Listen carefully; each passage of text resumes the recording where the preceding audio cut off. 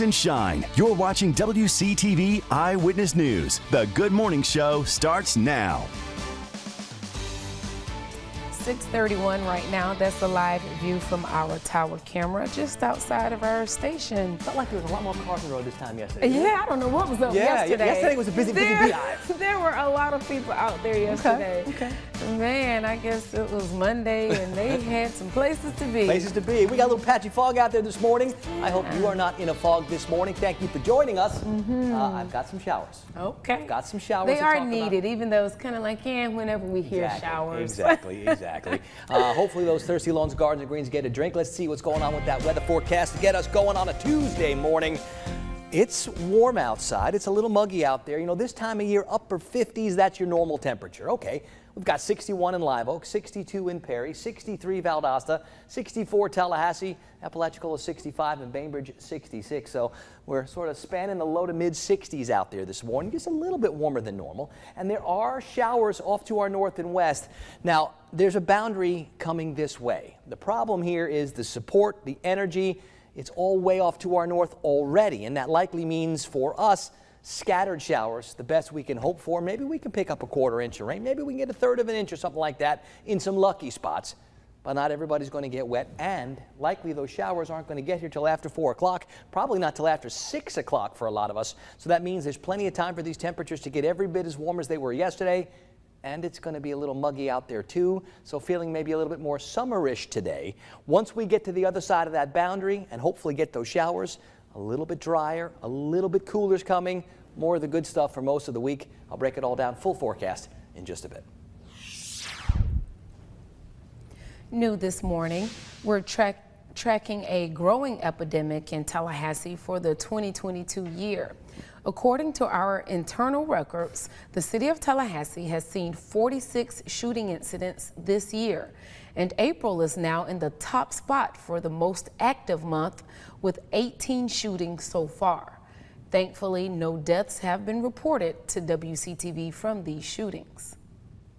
Now on your screen, you see a breakdown of those shooting incidents by month. In January, we saw at least 16 shooting incidents. In February, 4. In March, 8. And as of last night, in April, 18. And that 18th shooting incident coming last night on the city's south side. Police tell us a man was shot multiple times on the 2900 block of Prospect Street. That was around 8:40 p.m. The victim was rushed to the hospital, and police are still searching for the suspect. Right now, police are not saying if there is a description of the suspect. And we're now learning that a shooting on Gaines Street last Friday is now considered a stand your ground case. That's according to Tallahassee police, announcing last night there will be no charges filed after consulting the state attorney's office, saying the person injured was the initial aggressor, acting erratically in the roadway and accosting the driver just before that shooting occurred. Now, that shooting happened before a weekend riddled with gunfire. 3 shootings, all within just 2 hours of each other, occurring in the early morning hours Sunday. Around 2 in the morning, officers seeing 2 vehicles in a chase shooting rounds at each other. These 3 men, Khalid Mercer, Traquan Cooper, and Courtney Sanders, arrested after their vehicle crashed in a retention pond near the I-10 ramp on Thomasville Road. The other vehicle got away. Just 45 minutes later, police hearing gunfire and finding casings on West Gaines Street. No arrests made. Then around 3:30 that morning, officers responding to the hospital when a teenage girl showed up with non-life-threatening gunshot wounds. Friends of that girl saying the shooting was the result of a heated argument. And yesterday morning around 1:30, 2 unoccupied cars were struck by gunfire. No injuries were reported and no arrests have been made. Rudolph Ferguson, a pastor and speaker for the Tallahassee Police Department Advisory Committee, says making a change is not going to be an easy fix, but it's a fix that needs to happen. We have a serious issue. It's an underlying issue that is going on in our community, and our young people and those who seem to resort to gun violence seem that there is no other way to resolve it but through the acts of guns.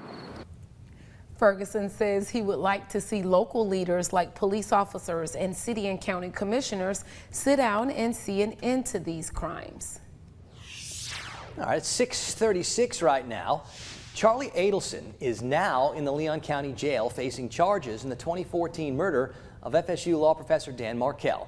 Indicted last week, nearly 8 years after the crime. Adelson was arrested at his home and spent the weekend in the Broward County Jail. His first Leon County court appearance is set for 8:30 this morning. And we now know that Adelson's arrest will not delay the upcoming trial of Catherine McBanowa, who's already been charged in the same case. A judge ruling yesterday it will go on as scheduled May 16th. As soon as Adelson was arrested, McBanowa's defense team pushed the court for a speedy trial. There was no mention of Adelson in yesterday's 5-minute court hearing, and both sides agreed McBanowa's long-delayed retrial should go forward. That is exactly what we're asking, that the court maintain the May 16th date. And so, Ms. Kappelman, what is the state's position in regards to the demand? That's acceptable to the state, Judge, to maintain the current date. The judge saying a series of motion hearings will be scheduled in the weeks leading up to the May 16th trial. Dates have yet to be announced for that. All right, covering more Leon County now. Hundreds of law enforcement officers from across the state gathered yesterday afternoon to honor their fallen brothers and sisters in uniform. The Florida Sheriff's Association commemorating 30 fallen deputies that died in the line of duty in 2021. COVID being the cause of death for the majority of the deputies honored, including a deputy in Leon County. Michael Nowak, who was taken from us through COVID. People don't realize, but law enforcement corrections officers have to work right through all those pandemic kind of outbreaks in our communities. Family in attendance were presented with a plaque for their fallen loved one, and a representative from every sheriff's office joined to honor their fallen deputies. Covering the race for governor in Georgia, our sister station CBS 46 in Atlanta has published a new poll showing how the GOP candidates shake out if the primary were to be held right now.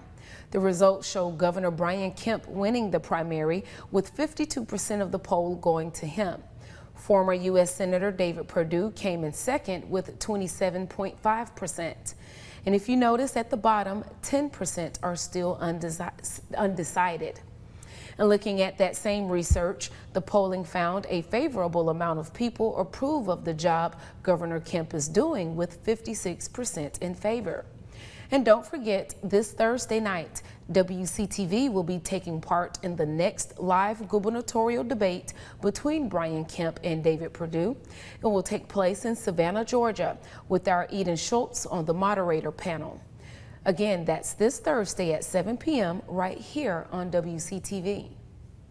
Now, the National Rifle Association says it's backing Governor Kemp in his re-election campaign. Yesterday, the NRA announcing it was endorsing Kemp, sharing his A+ rating with the organization. It's a big endorsement for the Republican governor in his primary challenge against David Perdue, who already has former President Donald Trump's endorsement. I am announcing today and providing to the governor an official letter of endorsement endorsing Governor Brian Kemp during and for his primary election here in the state of Georgia. Now, this comes nearly 2 weeks after Kemp signed a constitutional carry bill into law. The time now 6:40. FAMU and FSU College of Engineering seniors are preparing their pitch for a national entrepreneurship contest this weekend. Our Michelle Roberts joins us now in the studio with more. Good morning, Michelle. Everyone, FSU seniors Charlie Edbrook and Patrick Manser already have a tech company of their own, and now they're in the top 25 college eFest teams in the country. Edbrook and Manser have built a machine that creates high quality metal parts in any home or office.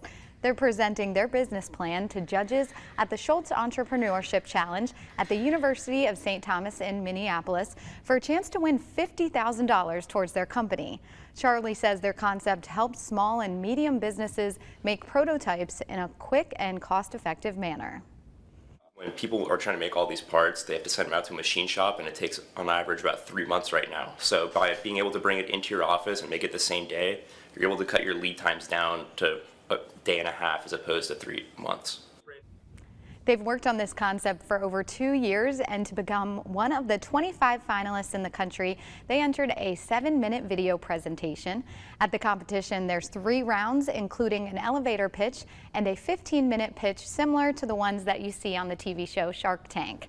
After graduation, they plan to search for investors and grow their tech firm. So they're set up pretty well already before graduation, Lenitra. Most definitely. They are ahead of many people, at least where I was at that Me point. Wow. Okay. Congratulations to them and good luck on their challenge coming up. All right. Thanks, Michelle, for that.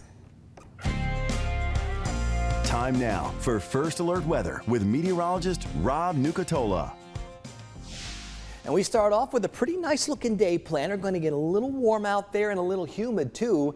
And then the shower chances hopefully knock those temperatures down and bring in some slightly cooler and drier air for the next few days. I don't think everybody gets wet. I don't expect widespread soaking rains. I don't expect big storms. But the chance for some showers is part of the forecast. Maybe we can get a 1/4 of an inch or a 1/3 of an inch of rain in some of those lucky spots that are able to find the showers. I mean, you can see that line of showers off to our north and west trying to move our way. The issue here is a lot of the energy is already racing off to the north, and the support isn't there to really hold this boundary together. I still think with all the warm, humid, unstable, and moist air in place, yeah, we can get some showers for sure, but it's not going to be an everybody gets wet or big time soaking rain event. Most of our temperatures around the region this morning, low to mid 60s, a little bit warmer than normal. Upper 50s would be more typical here in late April. It's 63 in Thomasville, it's 64 in Moultrie. Live Oak's one of the cooler spots actually this morning at 61. If there's a breeze this morning, it's more from the south, and that'll be the main wind direction throughout the day today. It'll eventually turn to the northwest and bring in the drier air. And after this morning, I don't think fog is going to be as big an issue, but we've got several spots now with reduced visibilities down below 2 miles. Mariana's down to just 1/2, Apalachicola down to just 1/4, Tallahassee only 1.25 miles. So be careful out there. You know the vermin are going to be out there lurking. That boundary gets here late this afternoon, this evening. Feels like, 6, 7, 8, 9 o'clock. That's our range for the best chances for showers. They'll spread from northwest to southeast. Hopefully we'll get some in many spots that need some, but I do not think we're talking widespread, everybody gets wet kind of rains.